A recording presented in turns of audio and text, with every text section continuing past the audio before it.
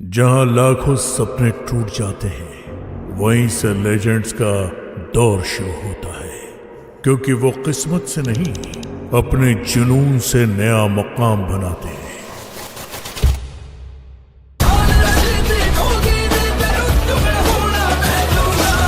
महाराष्ट्रातील ध्येयवेड्या तसेच बोर्ड परीक्षेत गुणवंत होऊ इच्छिणाऱ्या सर्व विद्यार्थ्यांचं मी SK शकुंतला मॅथ्स अकॅडमी या ऑनलाईन प्लॅटफॉर्मवरती स्वागत करतो।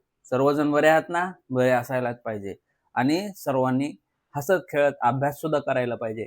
आपण सुरू केलेल्या झिरो टू हिरो या बॅच मधील प्रथम प्रकरण म्हणजे बीजगणित या विषयातील आपण प्रथम प्रकरण दोन चलातील रेषीय समीकरण हे प्रकरण संपून आपण संकीर्ण प्रश्न संग्रह 1 सॉल्व करत आहोत।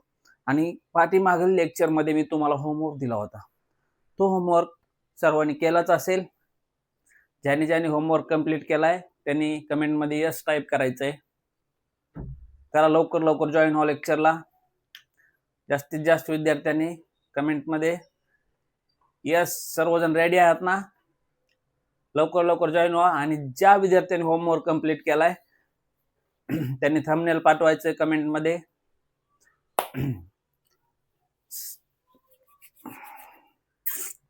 चला, ज्या विद्यार्थ्यांनी होमवर्क कंप्लीट केलाय त्यांच्यासाठी तर गुडच आहे, पण ज्यांना होमवर्क कंप्लीट करताना काही अडचण आली असेल किंवा उदाहरण सॉल्व झालं नसेल तर काळजी करायचं काही कारण नाही, कारण की मी इथे सोडवून घेणार आहे। आणि ज्यांनी उदाहरण सोडवले त्यांनी पण एकदा रिव्हिजन म्हणून हे उदाहरण पाहायचंय, कारण की तुमची एकदा रिव्हिजन होईल। आणि ज्या विद्यार्थ्यांना उदाहरण सुटलं नाही त्यांना पण हे उदाहरण समजून येईल। मी कालच्या म्हणजे पाठीमागच्या लेक्चर मध्ये आपणास दोन उदाहरणं युनिक अशी उदाहरणं तुम्हाला दिली होती, कारण की तुम्हाला सुद्धा विचार करायला भाग पाडतील अशी ती उदाहरणं होती। त्यामुळं आता जी उदाहरणं मी सोडवून घेणार आहे त्याकडे सर्वांनी काळजीपूर्वक लक्ष द्यायचंय। चला तर बघूया पुढील उदाहरण। हे उदाहरण असं होतं बघा, एक सामायिक समीकरण सोडवायची होती। हे उदाहरण बघा, 7x - 2y divided by xy is equal to 5, तसेच 8x plus 7y divided by xy is equal to 15 हे क्रमांक 4 चं हे उदाहरण होतं। आता ह्या उदाहरणाकडे बघितल्यानंतर आपल्याला प्रथमतः हे तर समजते की हे रेषीय समीकरण नाही। कशावरून समजते? कारण की इथे दोन्ही समीकरणामध्ये xy दोन चल असून सुद्धा येथे दोन चलाचा गुणाकार सुद्धा दिलाय, कारण की जिथे दोन चलाचा गुणाकार असतो ते रेषीय समीकरण असू शकत नाही। त्यामुळं इथे xy आणि इथे पण xy आहे, म्हणजे आता हे रेषीय समीकरण नाही। आपल्याला या समीकरणाला प्रथमतः रेषीय समीकरणामध्ये कन्वर्ट करायचे। आता रेषीय समीकरणामध्ये आपण कसं कन्वर्ट करतो तुम्हाला माहितच आहे, म्हणजे आपण रेषीय समीकरणामध्ये कन्वर्ट करण्यासाठी अगोदर आपण xy दोन्ही बाजूला xy आहे ना, ते xy कशा पद्धतीने आपल्याला काढून टाकता येईल ह्याचा विचार करायचा आहे। चला आपण बघूया काय करता येईल आपल्याला। हे घेऊया आपलं प्रथम इक्वेशन। काय आपलं प्रथम equation? 7x - 2y divided by xy is equal to 5। आता ह्याला कसं करायचं माहिती आहे काय? बघा, 7x divided by xy separately हे xy ह्या दोन्ही पदाला सेपरेटली डिवाइड करायचं इज इक्वल टू 5। आता हे xy फक्त आपण दोन्ही पदाला सेपरेटली डिवाइड केले, म्हणजे आता हे बघा x y y आपण कॅन्सल करू शकतो, म्हणजे आपल्याला काय मिळणार आहे? 7/y minus 2/x is equal to 5। आता एक समीकरण मिळालेलं आहे। आता या समीकरणाला आपण समीकरण नंबर 1 नाव देऊया। आता हे सुद्धा रेषीय समीकरण झालेलं नाही, पण आपल्याला अजून कन्वर्जन करायचं रेषीय समीकरणामध्ये। आता हे समीकरण नंबर 2 घेऊया। समीकरण नंबर 2 काय आपलं? 8x plus 7y divided by xy is equal to 15। आता सेम पद्धतीनं 8x डिवायडेड बाय xy दोन्हीच्या मध्ये प्लस आहे, 7y divided by xy is equal to 15। आता हे बघा, इथे एक्स एक्स कॅन्सल करायचंय, वाय वाय कॅन्सल करायचंय, म्हणजे आपल्याला 8/y plus 7/x is equal to 15 हे समीकरण नंबर 2 मिळालेलं आहे. आता मिळालेली दोन्ही समीकरणे रेषीय समीकरण नाहीत. मग आता ह्याला रेषीय समीकरणामध्ये कन्वर्जन करण्यासाठी या दोन्ही समीकरणामध्ये साम्य काय हे आपल्याला पाहायचंय. आता 1/x आणि 1/y हे ह्या दोन्ही समीकरणामध्ये साम्य आहे. मग आपण कन्सिडर करूया 1/x is equal to m आणि 1/y is equal to n. आता समीकरण 1 मध्ये ठेवूया. आता 1/x म्हणजे तर आपण x ची टर्म पुढे घेऊया, म्हणजे काय होणार आहे बघा, हे -2m प्लस 7 1/y ला आपण काय लिहू शकतो n 7n is equal to 5 हे आपल्याला मिळेल समीकरण नंबर 3. इथं आपण ह्या व्हॅल्यू कन्सिडर केल्याच्या नंतर आता ह्यावरूनच आपण सेम समीकरण बनवायचंय. हे बघा 7m plus 8n is equal to 15. आता हे दोन नवीन समीकरण आपल्याला मिळालेत आणि ही मिळालेली दोन्ही समीकरण रेषीय समीकरण आहेत. इथे बघा पदाचा कोटी एक पेक्षा जास्त आहे का नाही, म्हणजे ही दोन्ही समीकरण रेषीय समीकरण आहेत आणि या दोन्ही समीकरणामध्ये चलाचा गुणाकार सुद्धा कुठेही नाही. आता आपण काय करूया, ही दोन समीकरण आपल्याला सोडवायची आहेत. आपल्याला समीकरणाला आपण नामकरण देऊया, समीकरण 3 व समीकरण 4. आता हे बघा, आता समीकरण 3 व 4 यांची बेरीज करून आपण m या चलाचा लोप करायचा आपल्याला. मग आता ह्या m या चलाचा लोप करण्यासाठी आता m चे सहगुणक सेम करायचे आहेत. मग काय करायचं बघा, समीकरण 3 ला 7 ने गुणायचं आणि समीकरण 4 ला 2 ने गुणायचं, म्हणजे आपल्याला 14m मिळेल. कसं मिळेल बघा, आणि समीकरण 3 व 4 ची बेरीज करायची. आता बेरीज कशी करायची हे बघा, हे 3 न गुण 7 न गुणल्यानंतर किती होणार आहे, -14m plus 49n is equal to 35 plus बेरीज करतो आपण 14m इथे 2 ने गुणतोय plus 8 2 16n is equal to 30. आहे की नाही सोपं. आता हे बघा, बेरीज मध्ये plus 14m minus 14m cancel करायचंय. इथे येणार आहे तुम्हाला 65n इज इक्वल टू 65, म्हणजे n या पदाची किंमत आपल्याला, n या चलाची किंमत आपल्याला 1 मिळालेली आहे. आता मिळालेली n या चलाची किंमत आपण समीकरण नंबर 4 मध्ये ठेवू. समीकरण नंबर 4 मध्ये ठेवू. आता समीकरण नंबर 4 काय आपलं, 7m plus 8n is equal to 15. आता यांच्या जागी 1 ठेवायचं, म्हणजे किती होणार आहे बघा, 7m plus 8 into 1 is equal to 15, म्हणजे 7m इज इक्वल टू 15. हे प्लस 8 ह्या बाजूला गेल्यानंतर -8 होईल आणि 7m इज इक्वल टू 7 मिळेल आणि m इज इक्वल टू सुद्धा आपल्याला 1 मिळेल. म्हणजे m आणि n या दोन्ही चलाच्या किमती आपल्याला, m आणि n या दोन्ही चलाच्या किमती आपल्याला 1 आणि 1 प्रत्येकी मिळालेल्या आहेत. आता ह्या दोन समीकरणाकडे पाहिले असता आपली फायनल उकल आली का नाही आली. आपली फायनल उकल x आणि y या टर्म मध्येच पाहिजे. मग आपण इथं ग्राह्य धरलं होतं बघा, हे आता आठवायचंय. आता 1/x is equal to m ग्राह्य धरलं होतं आणि 1/y is equal to n ग्राह्य धरलं होतं. मग आता m ची किंमत इथं ठेवून घ्या. m ची किंमत सुद्धा आपली 1 आलेली आहे, म्हणजे x इज इक्वल टू आपल्याला 1 मिळालेला आहे आणि n ची किंमत आपली काय आलेली आहे 1, म्हणजे y इज इक्वल टू सुद्धा आपल्याला 1 मिळालेला आहे. म्हणजेच x, y is equal to 1, 1 ही उकल मिळाली. आहे की नाही सोपं. म्हणजे समीकरण कशीही दिली तरी समीकरणाला अजिबात घाबरायचं नाही. Step by step process follow करायची. समीकरण आपल्याला दिसताना अशी वाटतात हे अवघड आहेत, पण नंतर एकदम इझी समीकरण होतात आणि आपल्याला म्हणजे सिम्प्लिफाय करताना काहीच अडचण येत नाही. फक्त प्रथमतः समीकरणाला किंवा दिलेल्या उदाहरणाला घाबरायचं नाही. आपल्याला आलेल्या उदाहरणाची टक्कर द्यायची. कसलीही गणित असू द्या किंवा कसलाही प्रॉब्लेम असू द्या, एक सामायिक समीकरण सोडवण्याची एकही प्रश्न आपल्याकडून चुकला नाही पाहिजे. आता ह्या पुढे आपण पुढील उदाहरण बघूया. दिसते तू बस सगळं दिसायला.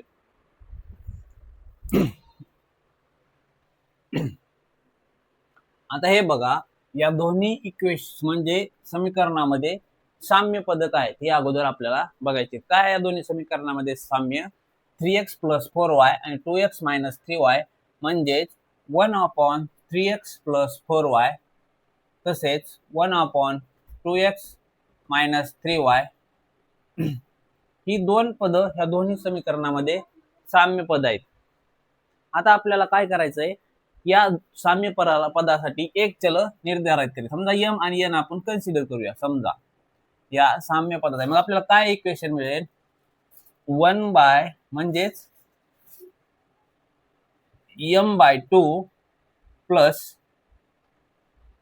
n/5 इज इक्वल टू 1/4 हे आपल्याला या समीकरणावरून हे पद मिळालेले आहेत. आता बघा, आपण काही नवीन केलेलं नाही. a1/2 ॲज इट इज आणि 1/3x प्लस 4y साठी m ठेवलंय. 1/5 ॲज इट इज आणि 1/2x मायनस 3y साठी n ठेवलंय. म्हणजेच आपण फक्त इथं कन्सिडर केलेल्या किंवा निर्धारित केलेले चल ठेवून घेतलेत. आता बघा, ह्याला सॉल्व्ह कसं करता येईल आपल्याला? आता इथे काय करायचंय, आता हे 2, 5 आणि 4 या तिन्हीचा अगोदर आपल्याला लसावी काढावं लागेल, तेव्हा आपल्याला हे समीकरण सॉल्व्ह करता येईल. लसावी कसा काढतात तुम्हाला माहिती आहे का? आता लसावी कसा काढला जातो तुम्हाला माहितीच असेल. हे बघा, 2, 5, 4. आता ह्याचा लसावी जर काढायचा असेल आपल्याला प्रथम तर 2 ने गुणायचंय. बे 5 ने भाग जातो का नाही, म्हणजे इथे 5च लिहायचं आणि बे 2 4. पण आता परत 2 ने गुणायचंय. इथे भाग जातो का नाही, म्हणजे एक ॲज इट इज घ्यायचंय, 5 ॲज इट इज. पुन्हा इथे 5 ने भाग द्यायचा आहे, म्हणजे एक ॲज इट इज, 5 1 5, एक ॲज इट इज. आता बघा, 5 2 10, 10 2 20. म्हणजेच आता आपल्याला काय याचा लसावी किती मिळाला आहे? 20. आता 20 लसावी मिळालाय, म्हणजेच आपल्याला इथे बघा, आता इथे 20 करायचंय. 20 करायचंय म्हणजे आपल्याला 10 ने मल्टिप्लाय करावं लागणार, म्हणजेच इथे 20 होणार. मग कसं होणार हे बघा, 10m प्लस इथे बघा इथे 5 आहे. आता ह्याचं पण 20 करायचं म्हणजे याला 4 ने मल्टिप्लाय करावं लागणार. 4n इज इक्वल टू इथे 20 करायचं म्हणजे इथे काय होणार 1/4 म्हणजे इथे पण 5 ने मल्टिप्लाय करायला लागणार, इथे पण 5 ने. आपल्याला टोटल 20 मिळालेलं आहे. आता हे बघा, म्हणजे आपल्याला समीकरण काय मिळेल? 10m plus 4n is equal to 5. आता दोन्ही बाजूला छेदात 20 20 असल्यामुळे आपण ते कॅन्सल करू शकतो.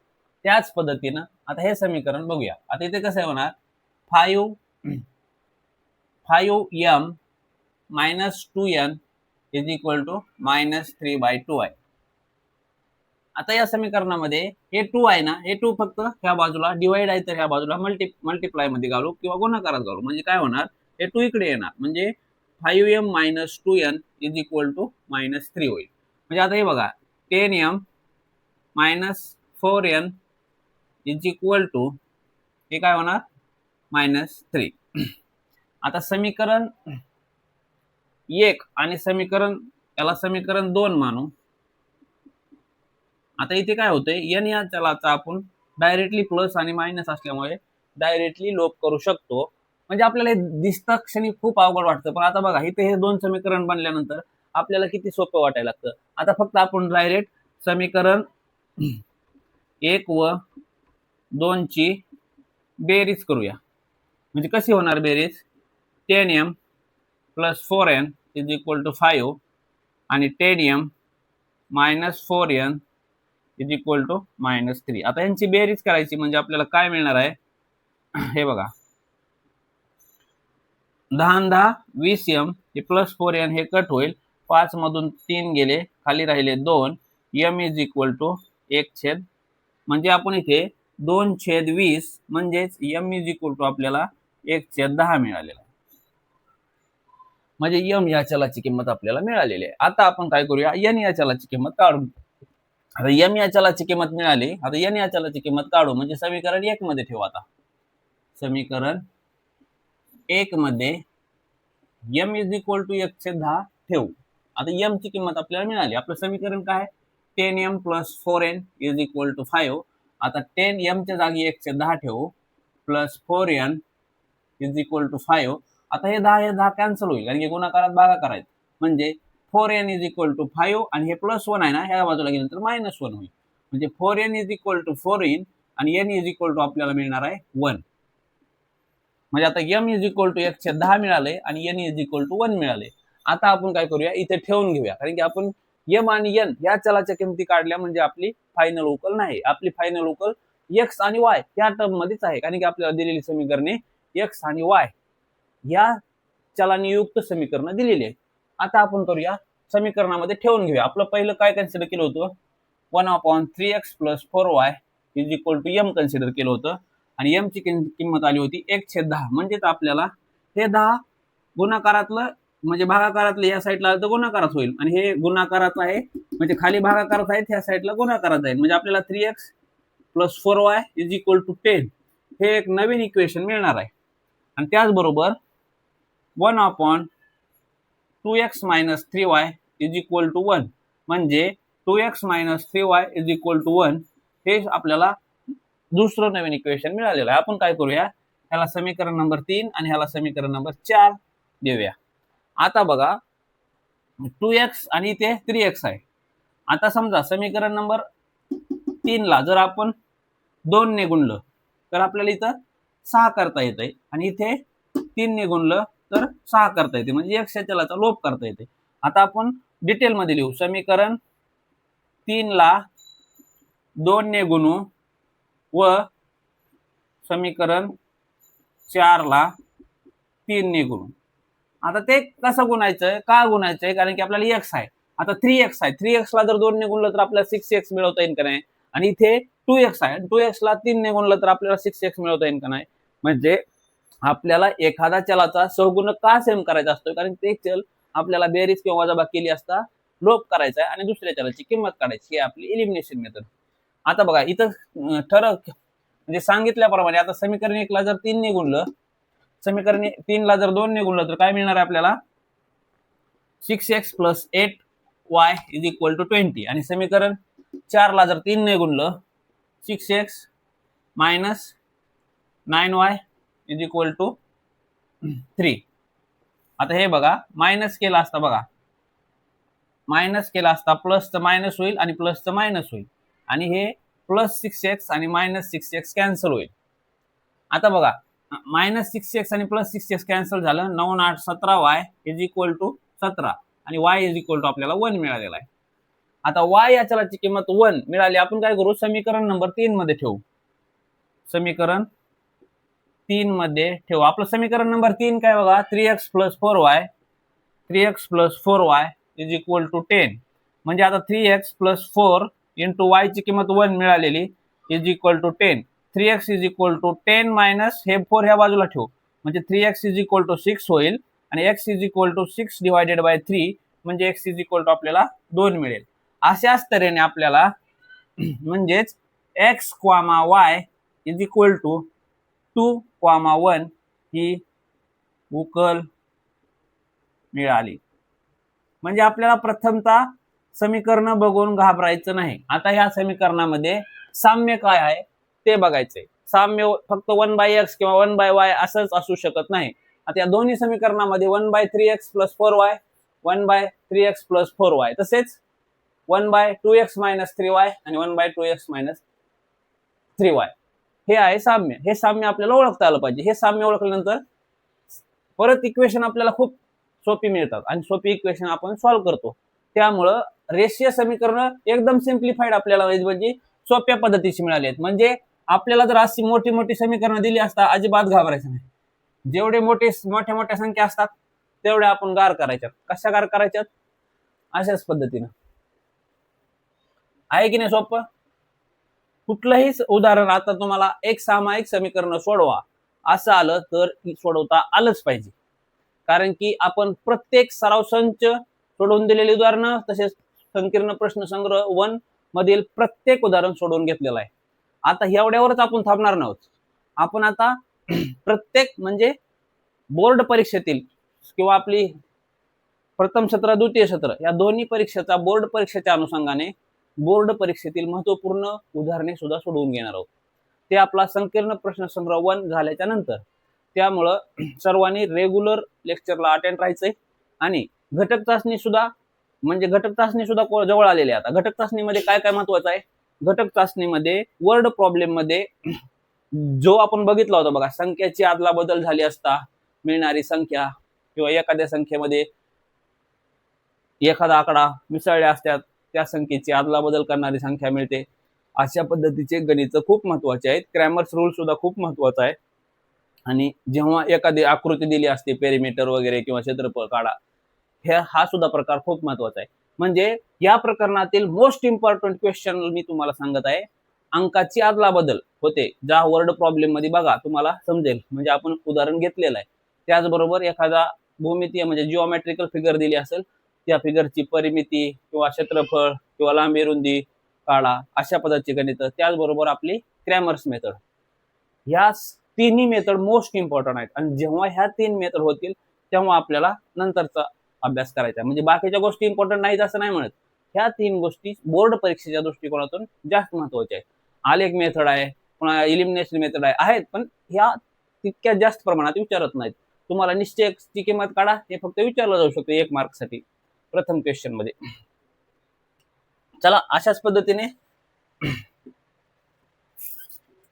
आपला प्रश्न क्रमांक 6 समाप्त झालेला आहे. आणि आता प्रश्न क्रमांक 7 आपला वर्ड प्रॉब्लेमच्या स्वरूपात आहे, तो आपण घेऊया पुढच्या लेक्चरला.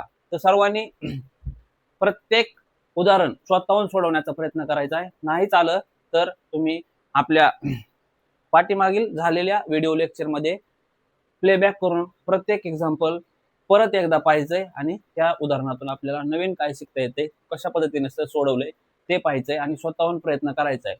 आता सर्वांना व्हिडिओ आवडला असल्यास व्हिडिओला लाईक करा आणि आपल्या अधिकाधिक मित्र तसेच नातेवाईक जे विद्यार्थी ह्या वर्षी बोर्डाच्या एक्झामला सामोरे जाणार आहेत त्यांना ही लिंक शेअर करा.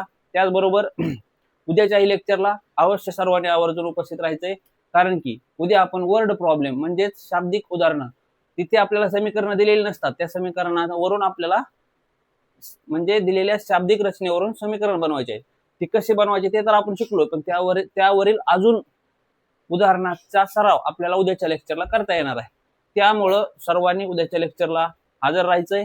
भूमितीचं पण लेक्चर रेग्युलर होईल. भूमितीमध्ये पण तुम्हाला काय अडचण असेल किंवा बीजगणितामध्ये सुद्धा काही अडचण असेल तर तुम्ही शकुंतला मॅथ्स अकॅडमी या टेलिग्राम चॅनलवरती तुमची शंका किंवा अडचण विचारू शकता.